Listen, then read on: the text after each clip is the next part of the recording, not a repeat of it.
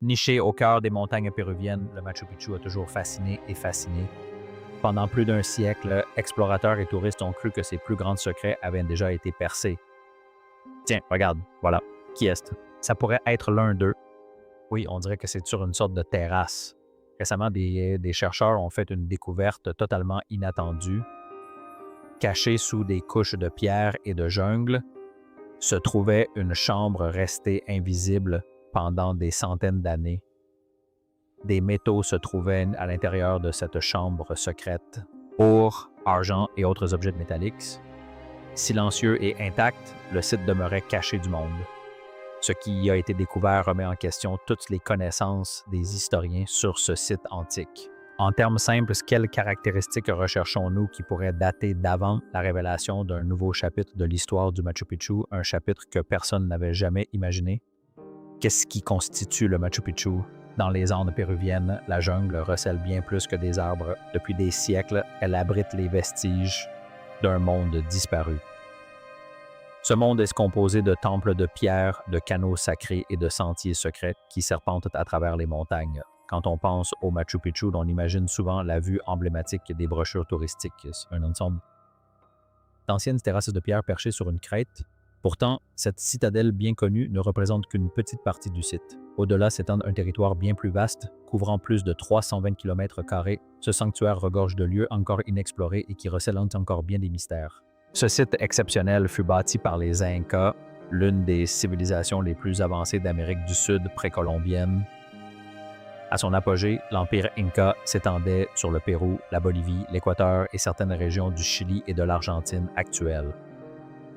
Bâtisseurs et ingénieurs hors pair, ils construisirent de vastes réseaux routiers, des terrasses agricoles et des cités de pierre, le tout sans machines modernes. Les Incas sont réputés pour leur incroyable travail de la pierre appelée maçonnerie de taille. Les pierres s'emboîtent parfaitement sans mortier. Les pierres du Machu Picchu ont été taillées et assemblées avec une telle précision qu'elles ont résisté à des siècles de séismes et d'intempéries. Cette maîtrise a permis aux Incas de contrôler un vaste territoire et de relier des communautés dispersées sur un terrain accidenté. Le Machu Picchu fut l'un de leurs plus grands accomplissements, remplissant une double fonction pratique et spirituelle.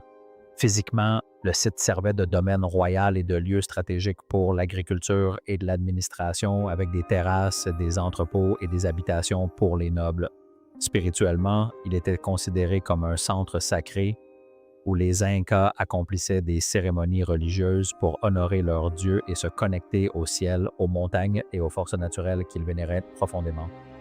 Au-delà de la célèbre citadelle s'étend un réseau de temples, de terrasses et d'anciens sentiers qui reliaient autrefois les différentes parties du sanctuaire. Nombre de ces zones sont encore englouties par une jungle dense. Au fil des siècles, la végétation a recouvert les bâtiments et les routes, les dissimulant complètement. Les archéologues estiment qu'aujourd'hui encore, de vastes portions de ce paysage restent à explorer, voire à identifier. Le fait que tant de choses restent cachées tient à l'emplacement et aux règles de préservation.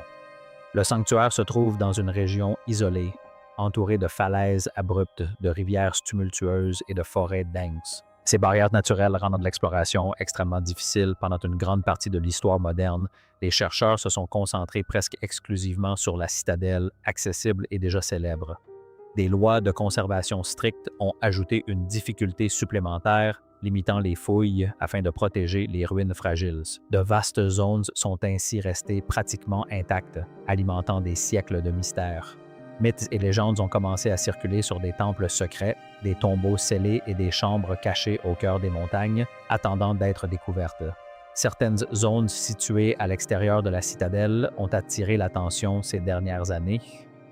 Chalchabamba, par exemple, se trouve à plusieurs kilomètres et abrite des canaux de pierre complexes et des bains rituels. Le Huayna Picchu, Tepic et Impossant, qui domine la citadelle principale, abrite des grottes et des temples mystérieux, comme le Temple de la Lune. Ces lieux sont restés ignorés pendant des générations car les atteindre impliquait des ascensions dangereuses ou des traversées de rivières périlleuses. Les explorateurs savaient que ces sites existaient, mais il leur manquait les outils nécessaires pour les étudier correctement. La situation a commencé à évoluer avec l'introduction des technologies de cartographie moderne. Pour la première fois, les chercheurs ont pu percer l'épaisse jungle et mettre au jour des structures restées invisibles pendant des siècles, se révélant un Machu Picchu bien plus vaste et complexe que quiconque ne l'avait imaginé. Les scanners qui ont percé la jungle, lorsque des chercheurs ont récemment commencé à utiliser la technologie LIA pour étudier le Machu Picchu depuis les airs, le LIDAR est un outil de cartographie qui émet des impulsions laser depuis des drones ou de petits aéronefs, a permis de créer une image tridimensionnelle du sol. Il ne s'agissait pas d'un simple outil ni d'une mise à niveau de routine, mais d'un véritable défi. L'équipe a déployé des drones et de petits avions au-dessus de l'épaisse canopée de la jungle, volant à basse altitude et de manière stable au-dessus d'un terrain impraticable à pied. Vu du sol, la forêt paraissait impénétrable. Mais depuis les airs, les drones émettaient des milliers de minuscules impulsions laser par seconde. Ces impulsions traversaient les interstices du feuillage, rebondissaient sur le sol avant de revenir vers les capteurs. Chaque signal de retour était enregistré avec précision, permettant aux chercheurs de construire une carte tridimensionnelle d'une incroyable précision de toute la zone. Lorsque les premières images sont apparues sur leurs écrans, la réaction a été immédiate. Au premier abord, il s'agissait d'une simple image topographique, mais des motifs indéniables ont rapidement commencé à se dessiner. Des lignes droites apparurent là où la nature ne les aurait jamais placées. Des formes rectangulaires plates suggéraient des fondations enfouies sous terre. Des terrasses entières, invisibles à la surface, se dévoilaient soudain dans leurs moindres détails. Certaines des découvertes les plus surprenantes eurent lieu à Cochabamba. Avant LIDAR, l'endroit n'apparaissait guère plus qu'une clairière envahie par la végétation. Les analyses ont révélé qu'il s'agissait en réalité d'un centre cérémoniel complexe. Chambres secrètes, canaux de pierre sculptés et terrasses aménagées avec une précision remarquable témoignaient d'une planification minutieuse. Les chercheurs étaient stupéfaits, mais les découvertes ne s'arrêtaient pas là. Au fur et à mesure du traitement des autres scans, d'autres structures cachées ont commencé à apparaître dans des zones jusque-là inexplorées. Certaines ressemblaient à des estrades pour des cérémonies. D'autres contenaient des groupes de niches, peut-être destinés à des objets ou des symboles sacrés. Les analyses ont soulevé une question encore plus fondamentale. Quand exactement tout cela a-t-il été construit? Aujourd'hui, grâce aux nouvelles technologies qui redéfinissent notre vision du paysage, les chercheurs se sont tournés vers la science de pointe pour vérifier cette chronologie. Et leurs découvertes vont bouleverser l'histoire, une révélation qui change tout. Pendant de nombreuses années, les historiens ont cru avoir une chronologie précise de l'histoire du Machu Picchu. Presque tout ce que nous pensions savoir sur sa construction provenait des chroniques coloniales espagnoles.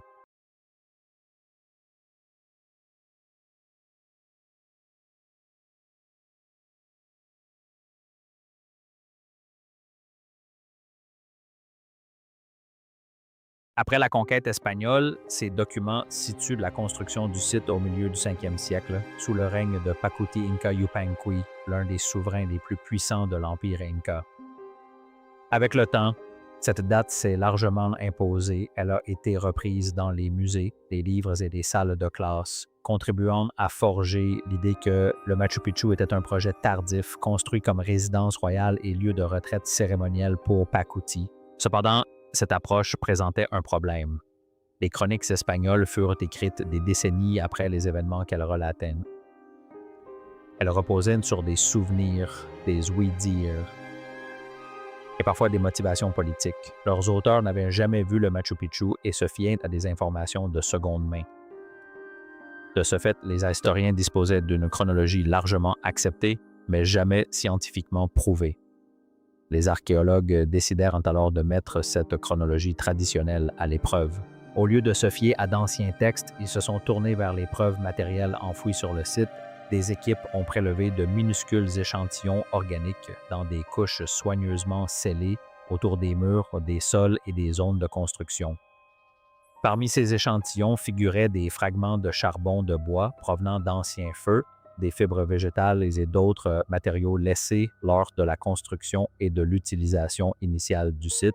L'objectif était de déterminer l'âge exact de ces couches par datation au radiocarbone, une méthode qui mesure les traces de carbone restantes dans des matières ayant été vivantes. Les échantillons ont été analysés par spectrométrie de masse par accélérateur SMA une technique de datation au radiocarbone très performante. Cette méthode permet de détecter des quantités de carbone infimes avec une grande précision. Les laboratoires ont également vérifié l'absence de contamination dans chaque échantillon, puis ont calibré les résultats à l'aide de données dendrochronologiques afin de garantir la concordance des dates avec les années calendaires. Les résultats obtenus ont été tout simplement stupéfiants. Au lieu de confirmer la datation au milieu du 15e siècle, les données ont révélé que certaines structures du Machu Picchu étaient déjà utilisées dès les années 1420 et 1430. Cela signifiait que l'activité sur le site avait commencé des décennies plus tôt qu'on ne le pensait. Autrement dit, le Machu Picchu n'était pas un projet réalisé à la hâte vers la fin de l'histoire de l'Empire. C'était déjà un site important et actif avant même que Pacuti n'atteigne l'apogée de sa puissance. Ces résultats, validés par des pairs et publiés, ont acquis une grande crédibilité au sein de la communauté scientifique. Cette découverte a tout changé. Si les origines du site remontent à une époque plus ancienne qu'on ne le croyait, alors la fonction du Machu Picchu doit également être reconsidérée. Il se pourrait qu'il n'ait jamais été à l'origine un lieu de retraite royale privée. Il pourrait plutôt avoir fait partie d'un ensemble religieux plus vaste. Cette nouvelle chronologie souligne également les limites d'une approche fondée uniquement sur les écrits historiques. Les récits espagnols conservent leur intérêt, mais ils reflètent une perspective étroite, influencée par la politique et des connaissances incomplètes. La datation scientifique, en revanche, repose directement sur l'étude de couches scellées restées intactes depuis l'époque Inca. Elle offre une chronologie fondée sur des preuves matérielles et non sur des rumeurs ou des interprétations. Malgré cette avancée majeure, de nombreuses questions demeurent. La datation au radiocarbone ne permet pas de déterminer quel souverain a donné les ordres ni pourquoi certaines zones ont été construites en premier. Elle montre seulement que le site était occupé plus tôt qu'on ne le pensait. Certains chercheurs affirment aujourd'hui que le sanctuaire était à l'origine un lieu de pèlerinage et de rassemblement rituel bien avant d'être associé au pouvoir royal. D'autres pensent que les usages royaux et religieux se sont peut-être chevauchés dès l'origine. Ces révélations ont complètement bouleversé la compréhension que les chercheurs avaient du Machu Picchu. Savoir que le site était occupé bien plus tôt qu'on ne le croyait a conféré une importance nouvelle aux zones encore enfouies sous la jungle. Il ne suffisait plus d'étudier les scans et les cartes pour comprendre véritablement pourquoi le Machu Picchu avait été construit et comment il était utilisé. Une équipe d'archéologues a décidé d'explorer physiquement les chambres cachées repérées grâce à des technologies de numérisation avancées. L'équipe savait que la tâche serait ardue, le terrain était accidenté, les structures fragiles et même l'accès à certains de ces espaces comportaient des risques importants. Malgré ces difficultés, ils ont persévéré, déterminés à percer le mystère de ce qui était resté scellé pendant des siècles. Alors, qu'y a-t-il à l'intérieur? Lorsque l'équipe de chercheurs enfin pénétré dans la zone nouvellement mise au jour, elle a immédiatement compris qu'elle entrait dans un lieu resté inaccessible pendant très longtemps. Selon les premiers rapports, qui n'ont pas encore été officiellement vérifiés, cette partie du Machu Picchu était scellée depuis des siècles. La première chose qui les frappa fut l'air. Il était lourd, humide et vicié, avec une odeur persistante, vestige d'années d'abandon. Les murs étaient partiellement recouverts de racines et de lianes qui s'étaient infiltrées par de minuscules fissures, témoignant de la longue lutte de la nature pour reconquérir les lieux. Le sol était accidenté et chaque pas exigeait une grande prudence. Certains archéologues racontèrent plus tard que ce moment leur avait paru étrange et troublant, comme s'ils pénétraient directement dans le passé. Tandis que leurs lampes balayaient les murs, ils comprirent que cet endroit n'était pas ordinaire. Les pierres étaient soigneusement assemblées, révélant un savoir-faire exceptionnel. L'espace semblait avoir été conçu à des fins cérémonielles ou spirituelles. Le premier élément majeur qu'ils découvrirent fut une série de bassins en pierre. Ces bassins étaient creusés dans la roche et reliés entre eux, permettant à l'eau de s'écouler du bassin supérieur vers les autres selon un schéma très précis. Les chercheurs pensent que cette conception était intentionnelle. Se basant sur des découvertes similaires sur d'autres sites incas, ils supposent que ces bassins servaient au rituel de purification. Lors de ces cérémonies, les participants se lavaient peut-être ou lavaient certains objets avant de participer à d'autres événements importants. Des témoignages suggèrent, sans toutefois le confirmer, que ces espaces étaient réservés à un petit groupe de personnes, comme des prêtres ou des membres de la cour royale. Son emplacement, à l'écart des lieux publics, conforte l'hypothèse d'un endroit privé et hautement protégé. En explorant les lieux plus profondément, l'équipe a découvert des pierres lisses et plates qui semblaient être des autels. Certaines de ces pierres présentaient des rainures soigneusement taillées. La fonction exacte de ces rainures demeure incertaine, mais certains chercheurs pensent qu'elles servaient à diriger des liquides, comme l'eau ou les offrandes, lors de cérémonies. Le long des murs, des rangées de niches sculptées étaient visibles. Ces niches étaient vides, mais leur forme laisse supposer qu'elles contenaient autrefois des objets sacrés, des outils rituels ou des objets symboliques. L'absence de vestiges rend difficile l'identification précise de ces objets. Certains rapports avancent même l'hypothèse qu'ils auraient pu être délibérément retirés par les Incas eux-mêmes avant d'abandonner le site. D'autres pensent qu'ils ont pu se décomposer avec le temps s'ils étaient faits de matériaux comme le bois ou le tissu. La découverte la plus surprenante a eu lieu lorsque les chercheurs ont examiné la structure située sous les sols visibles. Ils ont mis au jour un système complexe de canaux étroits construits sous l'espace. Ces canaux étaient conçus pour guider l'eau à travers différents niveaux avant qu'elle ne rejoigne une rivière voisine. Selon les études, un tel niveau d'ingénierie exigeait une planification minutieuse et une connaissance approfondie du mouvement de l'eau dans le paysage. Il ne s'agissait pas simplement d'un système de drainage pratique. Dans la culture Inca, l'eau était considérée comme sacrée. Elle symbolisait la vie, le renouveau et le lien avec le monde spirituel. Cela laisse supposer que ces canaux faisaient partie d'un système rituel plus vaste. Le mouvement de l'eau dans l'espace était peut-être perçu comme un acte sacré, mêlant l'environnement naturel à la pratique religieuse. Cette découverte a remis en question des idées reçues sur le Machu Picchu. Pendant longtemps, on a cru que le site était principalement un lieu de retraite pour l'élite Inca, un endroit où les souverains venaient de se reposer et échapper aux exigences de l'Empire. Cependant, la zone récemment mise au jour suggère que le Machu Picchu avait un rôle plus vaste. Il faisait probablement partie d'un réseau d'espaces sacrés où se déroulaient des cérémonies spirituelles. L'eau semble avoir joué un rôle central dans ces rituels qui impliquaient probablement des offrandes de purification et des actes symboliques reliant le peuple aux montagnes et aux dieux. La chambre ne recelait ni trésors d'or ni d'argent. On n'y a trouvé ni momies royales ni objets précieux. Selon les témoignages, la découverte était d'une valeur inestimable. Elle offrait un aperçu rare de la vision du monde des Incas. La précision de l'ingénierie et le soin apporté à chaque détail démontraient qu'ils ne dissociaient pas leurs besoins pratiques de leurs croyances spirituelles. Chaque pierre avait une fonction à la fois pratique et sacrée. Mais malgré ces découvertes, de nombreuses questions demeurent. Si cette chambre secrète a existé pendant des siècles sans que personne ne le sache, pourrait-il y avoir d'autres pièces encore scellées derrière des murs ou sous terre? Le mythe de Potik de la porte secrète et la version des autorités, au milieu des années 2000, une histoire sensationnelle a commencé à se répandre sur les blogs de voyage, dans les médias et parmi les groupes de touristes visitant le Machu Picchu. Les guides chuchotaient aux visiteurs l'existence d'une mystérieuse porte scellée cachée au cœur de la citadelle.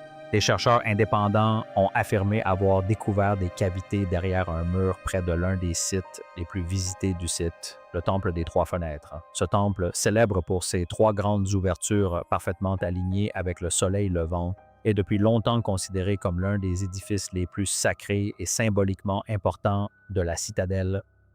Cette affirmation repose sur des relevés géoradars. Ces relevés auraient révélé des cavités rectangulaires bien nettes derrière une section de maçonnerie où aucun document officiel ne mentionne de pièces. Pour le public, la signification semblait évidente. S'il y avait un espace vide derrière un mur, il pourrait y avoir une chambre secrète.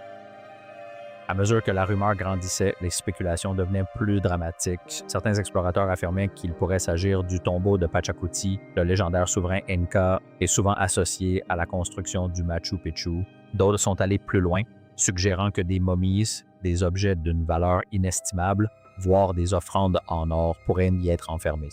Les magazines de voyage et les émissions de télévision se sont empressés de couvrir l'affaire. Les réseaux sociaux se sont enflammés.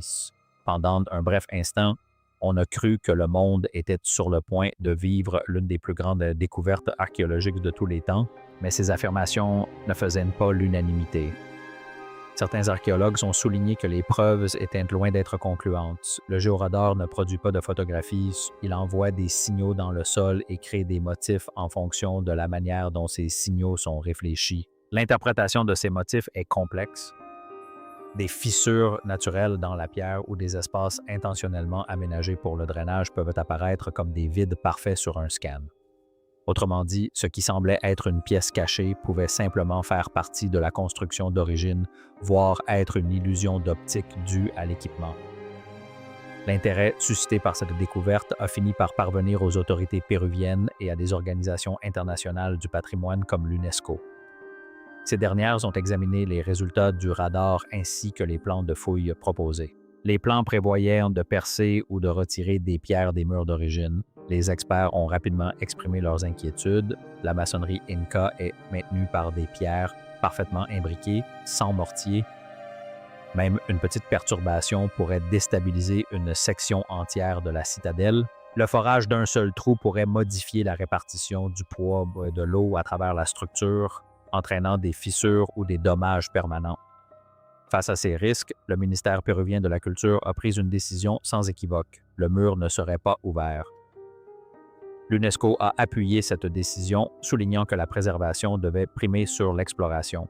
En l'absence de preuves absolues de ce qui se trouvait derrière le mur et de méthodes sûres pour y accéder, la structure resterait intacte. Les chercheurs ont donc été encouragés à poursuivre l'étude de la zone à l'aide d'outils non invasifs tels que le radar avancé, la numérisation 3D et une surveillance détaillée. La décision a frustré une partie du public impatient d'assister à une révélation spectaculaire. Elle a également déçu quelques chercheurs, persuadés qu'un trésor extraordinaire pouvait s'y cacher. Cependant, de nombreux archéologues ont défendu ce choix, avertissant qu'une fouille imprudente pourrait créer un dangereux précédent. Ouvrir chaque cavité potentielle risquerait d'endommager irrémédiablement non seulement le Machu Picchu, mais aussi d'autres sites du patrimoine mondial. Aujourd'hui, l'entrée reste scellée. La rumeur, elle, persiste. Les touristes continuent d'interroger les guides à ce sujet et l'histoire continue de se propager sur Internet. Pour ceux qui souhaitent découvrir à quoi ressemble un véritable espace sacré intérieur, il existe un exemple avéré. L'ascension exigeante du Hina Picchu mène à un temple troglodytique documenté, orné de niches sculptées et de maçonnerie complexe. Ce temple témoigne de la manière dont les Incas ont façonné l'intérieur d'une montagne à des fins religieuses. Contrairement aux rumeurs, ce site est réel et accessible, offrant un aperçu de ce qui pourrait se cacher dans les recoins de Machu Picchu sans mettre en péril le sanctuaire. Voici à quoi ressemble un véritable espace souterrain. Le Huayna Picchu est célèbre pour ses sentiers étroits et escarpés et ses vues panoramiques, mais il abrite également l'un des édifices cérémoniels les plus fascinants de tout le sanctuaire. Le temple de la Lune, aussi appelé Grande Cava, est niché dans une grotte naturelle que les Incas ont soigneusement aménagée et consolidée. Les gardes forestiers et les archéologues l'étudient depuis des décennies et ses caractéristiques sont visibles sans avoir recours à des technologies de numérisation sophistiquées. Pour y accéder, les visiteurs doivent emprunter un sentier secondaire qui descend du sommet du Huayna Picchu jusqu'à un promontoire à mi-hauteur de la montagne. La grotte s'ouvre sur un espace où se mêlent formations rocheuses naturelles et maçonnerie inca d'une grande précision. Contrairement aux rumeurs de portes cachées, il s'agit d'un lieu que nous pouvons voir et explorer directement, offrant un point de référence fiable pour comprendre comment les Incas concevaient leurs espaces intérieurs. À l'intérieur de la grotte, l'architecture témoigne d'une planification minutieuse. Les murs sont construits avec des pierres parfaitement ajustées, une caractéristique de l'ingénierie Inca, assurant de la stabilité sans mortier. L'espace est divisé en zones distinctes. Le long des murs, des niches sont creusées pour accueillir des offrandes ou des objets de cérémonie. Des plateformes plates, dont certaines basses, suggèrent des espaces où des objets étaient déposés ou des rituels accomplis. Un banc en pierre sculptée longe une partie de la grotte, probablement utilisé lors de cérémonies. Des marches relient des différents niveaux intérieurs, facilitant la circulation depuis l'extérieur vers des sections plus profondes et plus intimes. L'agencement semble intentionnel avec une circulation fluide qui guide les personnes et les offrandes à travers l'espace. Les vestiges à l'intérieur de la grotte enrichissent son histoire. Des archéologues ont découvert des résidus semblables à de la suie près de certaines pierres, suggérant l'utilisation de feu ou d'encens lors de cérémonies. Selon certains témoignages, l'acoustique de la grotte crée un effet particulier. Les voix se propagent d'une manière qui amplifierait les chants et les prières. Ce phénomène acoustique n'a pas encore fait l'objet d'une étude formelle, mais il corrobore l'idée d'un espace conçu pour intensifier l'expérience rituelle. Certains chercheurs soulignent également comment certaines ouvertures encadrent des vues sur les sommets et les vallées environnantes, suggérant un lien symbolique entre la grotte et le paysage sacré qui l'entoure.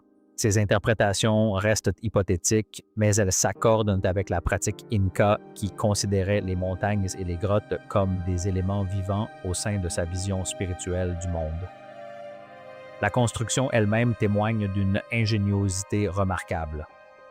Les pierres ont été taillées pour épouser la forme irrégulière de la grotte, permettant ainsi une répartition optimale du poids sur le socle rocheux environnant. Des canaux de drainage ont été aménagés pour évacuer l'eau et protéger le site de l'érosion et des inondations. À l'extérieur de la grotte, une petite terrasse servait probablement d'aire de préparation où les participants se rassemblaient avant d'entrer dans l'espace sacré. Cette conception rappelle celle d'autres sites cérémoniels Inca où l'accès était rigoureusement contrôlé afin de préserver un sentiment de progression et de sacralité. L'étude de cette grotte permet également aux autorités de mieux comprendre l'importance de la prudence lors de l'exploration d'autres cavités potentielles au sein du sanctuaire. L'équilibre des pierres à l'intérieur d'un temple rupestre est fragile. Le retrait d'un seul bloc pourrait déstabiliser la structure ou perturber la circulation de l'humidité dans la montagne. Une fois endommagés, les dégâts sont irréparables. C'est pourquoi les autorités insistent sur des méthodes non invasives et une extrême prudence. Finalement, ces découvertes mettent en lumière la profondeur spirituelle et le génie technique de la civilisation Inca. Ils nous rappellent que l'histoire du Machu Picchu ne se résume pas à un trésor perdu ou à des tombeaux secrets. Elle est celle du lien profond d'une civilisation avec la nature, un lien inscrit dans la pierre et l'eau. Les espaces nouvellement cartographiés, la chronologie révisée et le mystère qui entoure encore les découvertes convergent vers une même vérité. Ce sanctuaire recèle bien plus de secrets qu'il n'y paraît,